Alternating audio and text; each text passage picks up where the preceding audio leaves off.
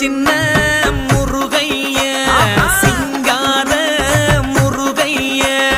சின்ன சின்ன முருகைய சிங்கார முருகைய கொஞ்சி கொஞ்சி தமிழ் பேசும் செந்தில் வடிவேலனவ கொஞ்சி கொஞ்சி தமிழ் பேசும் செந்தில் வடிவேலனவ சின்ன சின்ன முருகைய சிங்கார முருகைய கொஞ்சி கொஞ்சி தமிழ் பேசும் செந்தில் வடிவேலனவ